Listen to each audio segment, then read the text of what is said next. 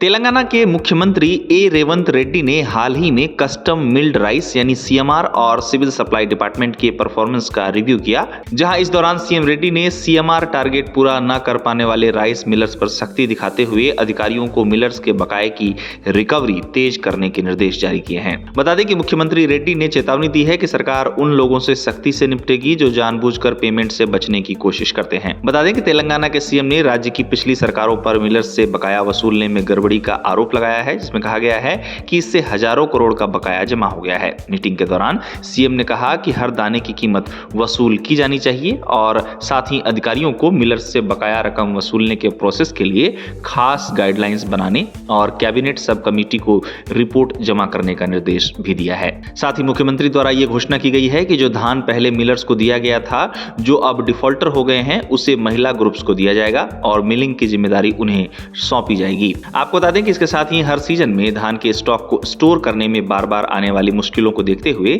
CM Revanth Reddy ने अधिकारियों को तुरंत एक एक्शन प्लान बनाने का आदेश भी जारी किया है। साथ ही सीएम ने वीबीजी रामजी स्कीम के तहत बड़े प्लेटफॉर्म बनाने और मौजूद जगह में धान स्टोरेज के लिए जर्मन टेंट इस्तेमाल करने की संभावना तलाश करने का सुझाव भी दिया है। और साथ ही अधिकारियों को ये निर्देश भी दिए गए हैं कि वे मंडल और गांव लेवल पर प्राइवेट वेयरहाउस, फंक्शनल हॉल, पुराने सिनेमा थिएटर और दूसरे शेड पहले से पहचान लें और उन्हें धान स्टोरेज के लिए लीज पर दें। आपको बता दें कि तेलंगाना में पिछले 10 वर्षों में रिकॉर्ड धान का उत्पादन हुआ है। अब तेलंगाना के मुख्यमंत्री भरपूर धान रिकॉर्ड को लेकर मानते हैं कि तेलंगाना के किसानों ने पिछले 2 वर्षों में ज्यादातर जिलों में कृषि ऋण माफी, रायथू बीमा, रायथू भरोसा, 24 घंटे मुफ्त बिजली और पानी की उपलब्धता जैसी किसानों पर केंद्रित नीतियों के जवाब में रिकॉर्ड तोड़ धान की पैदावार की है। साथ ही धान के रखने की जगह की कमी को लेकर भी सरकार द्वारा प्रयास तेज किए जा रहे हैं। हाल ही में राशन चावल के कोटे पर केंद्र सरकार के हवाले से बड़ी खबर सामने आई थी, जहां केंद्र सरकार ने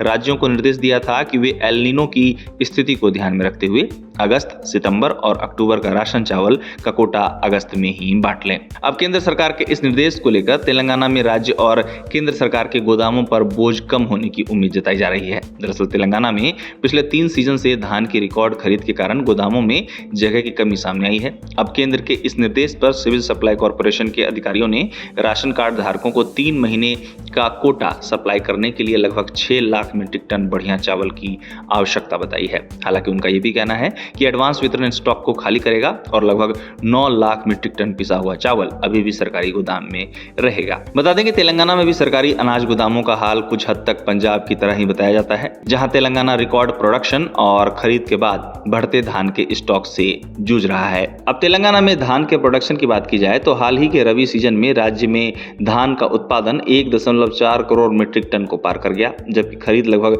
85 लाख मीट्रिक टन तक पहुंच गई। इस तरह धान का उत्पादन तेलंगाना में भरपूर हुआ है। राज्य सरकार धान की खेती के साथ ही किसानों का रुख कम पानी वाली अन्य फसलों की तरफ भी मोड़ने का प्रयास कर रही है। अब सीएमआर के मोर्चे पर सीएम रेवंत रेड्डी ने सीएमआर टारगेट पूरा न कर पाने वाले राइस मिलर्स पर सख्ती दिखाते हुए अधिकारियों को मिलर्स के बकाये की रिकवरी तेज करने के निर्देश जारी किए हैं। बता दें कि मुख्यमंत्री रेड्डी ने चेतावनी दी है कि सरकार उन लोगों से सख्ती से निपटेगी जो जानबूझकर पेमेंट से बचने की कोशिश करते हैं। बता दें कि तेलंगाना के सीएम ने राज्य की पिछली सरकारों पर मिलर्स से बकाया वसूलने में गड़बड़ी का आरोप लगाया है, जिसमें कहा गया है कि इससे हजारों करोड़ रुपए का बकाया जमा हो गया है।